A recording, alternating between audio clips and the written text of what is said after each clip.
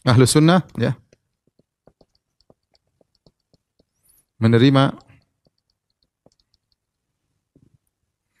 menjadikan hadis ahad yang sahih sebagai sumber hukum baik dalam masalah akidah, masalah fikih maupun masalah akidah maupun akidah.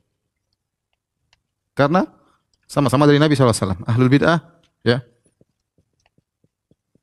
di antaranya adalah Mu'tazilah dan sebagian atau Asy'ariyah bahwasanya hadis ahad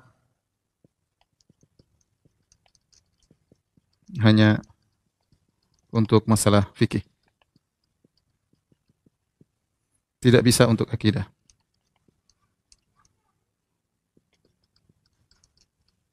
Terutama orang-orang Mu'tazilah dan diikuti oleh sebagian daripada Asy'ariyah. Ya. Jadi kalau hadisnya mutawatir mereka sepakat untuk dijadikan sumber hukum bahkan dalam masalah akidah.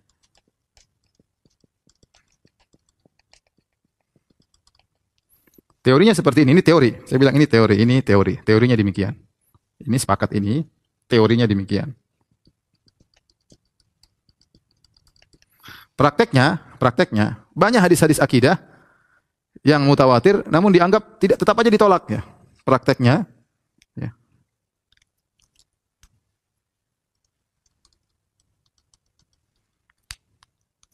Banyak hadis mutawatir berkaitan dengan akidah ditolak atau ditakwil. Contoh hadis melihat Allah mutawatir ditolak oleh Mu'tazilah, dianggap ahad.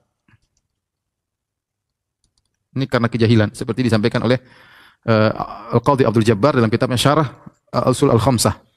Hadis tentang melihat Allah, hadisnya mutawatir, diriwayatkan 20 sahabat lebih. Namun dia bilang hadisnya ahad sehingga dia tolak, padahal hadisnya mutawatir. Contoh masalah apa lagi? Masalah azab kubur. Hadisnya juga mutawatir tapi ditolak oleh Mu'tazilah. Dan ini karena kejahilan mereka.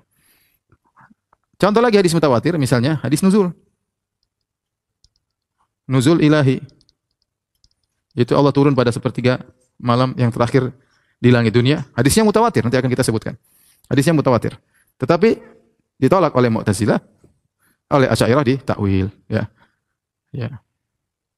Wa kullu nafsin auhama at-tasbiha, ya. Awilhu au fawwid wa rum tanzihan. Kata salah satu dari mereka, setiap nas yang memberikan kesan itu adalah tasbih, maka takwillah atau fawwidhu atau berakidahlah tafwid dalam kondisi engkau mencari pensucian bagi Allah, ya. Jadi disuruh takwil atau disuruh tafwid. Jadi ini pentingnya kita bahas ini untuk mengetahui bahwasanya Ahlussunnah wal Jamaah menjadikan hadis yang penting dia sahih, baik mutawatir ataupun ahad. Kalau yang penting hadisnya sahih, maka diterima sebagai sumber hukum baik dalam masalah fikih maupun dalam masalah akidah. Dan ini sering kita bahas ya, bagaimana kita membantah orang Mu'tazilah yang beda-bedakan hal ini. Terlebih lagi bikin bingung mereka ya. Ternyata dalam sebagian hadis masalah fikih tapi dalamnya masalah akidah. Contoh misalnya dalam hadis barang siapa yang duduk di tasyahud maka falyata'awwadz min arba', kata Nabi hendaknya dia berlindung dari 4 perkara, dari fitnah neraka, fitnah azab kubur, fitnah kehidupan dan kematian, fitnah dajjal. Secara hukum fikih ini hadis berkaitan dengan masalah fikih. Bahwasanya seorang tatkala di tasyahud akhir disunahkan membaca doa ini. Fikihnya demikian. Tapi ternyata isi hadis tersebut ada akidahnya, yaitu tentang beriman kepada adanya azab kubur dan akan adanya dajjal di penghujung dunia ini ya. Sehingga bagaimana? Mau ditolak dari satu sisi. Kalau Mu'tazilah kita hadapkan hadis seperti ini yang mereka mengatakan kita hanya mengambil hadis ahad untuk fikih, adapun untuk akidah enggak. Nah, sekarang hadis satu paket. Di situ hadis fikihnya bolehnya berdoa setelah di tatkala tasyahud dengan berlindung dari 4 perkara ini, dan itu disunahkan. Tetapi ternyata isinya akidah, ada berlindung dari azab kubur dan itu masalah akidah, bahwasanya di kuburan ada azab. Kemudian belum dari Dajjal belum dari fitnah Dajjal yang akan datang pada hari kiamat, juga masalah akidah, masalah masa depan. Bimbang mereka seperti ini. Kemudian kenyataannya bahwasanya hadis-hadis tentang masalah fikih, tentang masalah misalnya salat duha, salat malam, banyak berbicara tentang akidah, tentang pahala. Bukankah pahala semua masalah akidah? Kenapa kita menjadikan hadis tersebut sebagai sumber hukum kita melakukan suatu amal ibadah? Kecuali kita meyakini di balik amal ibadah ini ada keyakinan ada pahala. Ya, berarti adapun kalau kita bilang kita ambil fikihnya, adapun masalah pahala yang tidak kita terima, ya nggak bisa. Ya. Oleh karenanya mereka tidak bisa komitmen dalam hal ini ya. Kemudian kenapa mereka menolak hadis ahad? Kata mereka hadis ahad. Nama yang meriwayatkan cuma berapa orang, masih ada kemungkinan salah, ada kemungkinan salah. Yang meriwayatkan 1 orang, 2 orang, 3 orang, 4 orang. Beda kalau hadis mutawatir 10 orang, kemungkinan salah tidak ada. Adapun hadis ahad yang meriwayatkan mungkin cuma 2 orang, 3 orang, kemungkinan salahnya besar. Karena semua yang kurang dari 10 mereka bilang hadis ahad. Kita bilang, kita berbicara tentang ilmu hadis yang Allah Subhanahu wa taala telah menjamin untuk menjaga Al-Qur'an dan di antaranya juga menjaga penjelasnya. Kita jelaskan di antara fungsi sunnah adalah sebagai penjelas Al-Qur'an.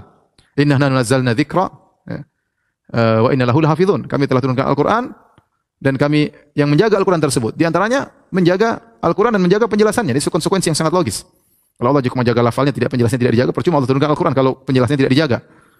Oleh karena para ulama berdalil dengan ayat ini bahwasanya Al-Qur'an dijaga, penjelasannya juga dijaga, itu Al-Qur'an. Itu hadis Nabi sallallahu alaihi wasallam. Dan konsekuensi dari harus dijaganya hadis berarti harus dijaga mana hadis yang sahih dan tidak sahih.